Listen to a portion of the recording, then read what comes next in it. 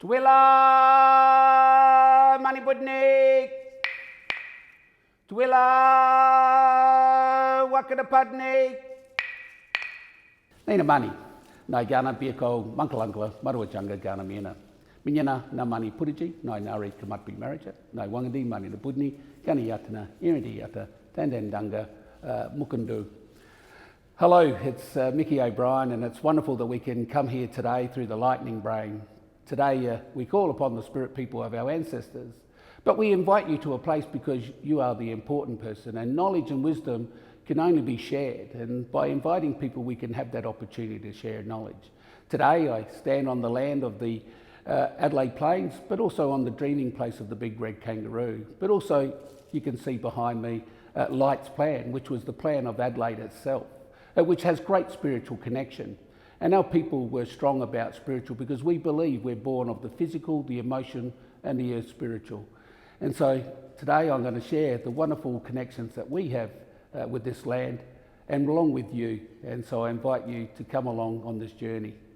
And so it starts with Mullawilla Burka. Mullawilla Burka, he was known as the old man of the dry forest.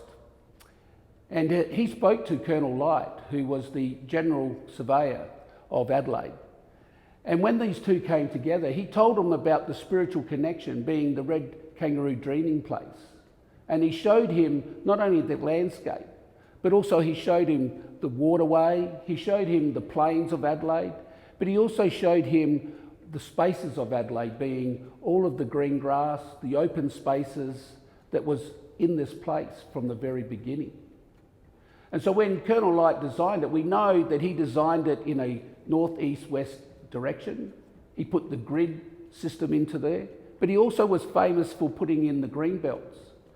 But we all know that these green belts were there because he was told by having the green belts, having this open space, it was a place where animals and people could run in opportunities where fire could strike and be devastating to the landscape. But it was also areas where our people farmed because, as we know today, we weren't just hunters and gatherers, we were also farming. And so we were farming these areas as well. And so this landscape itself not only has the spirit of the kangaroo because Colonel Light designed it in the shape of the kangaroo. Now we may not see the kangaroo in its pure sense, but when we understand the elements that make up the kangaroo being the ears, the nose, the chest, the big hind legs, the paws, and the wonderful big tail, we can see those elements are actually in the landscape. But we can go one step further because not only was the kangaroo in the landscape, but we also have the Gardi being the emu. And that's at North Adelaide. And we can really see that image of the emu in that landscape. And what's wonderful to also see, not only the emu and the kangaroo alongside it, but we know Victoria Square is also the shield of the Garda people, this exact same shield. And so when you drive down King William Street and you come to Victoria Square, you'll know that the road splits and goes around and then meets again. And it's the shield. And when we see those three elements, being the kangaroo, the emu and the shield, well, it's in our national coat of arms.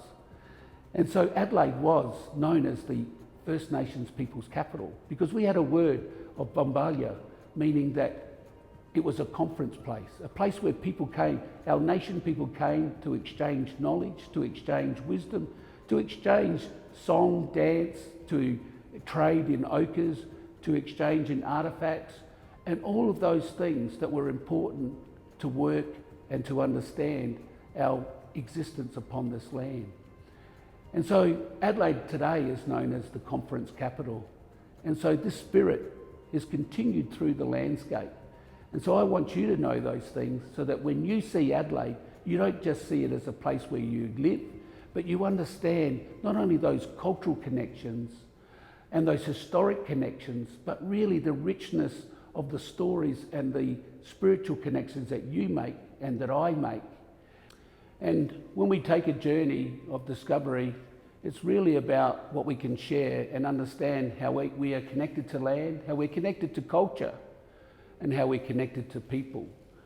And when we understand those values, we can continue to leave our legacies, not only with our young people, but for future generations to come.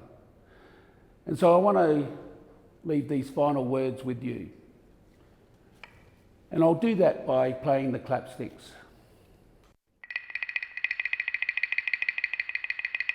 Naranadlo, Kamanka, Yarakumanindik, Nakada, Najaya.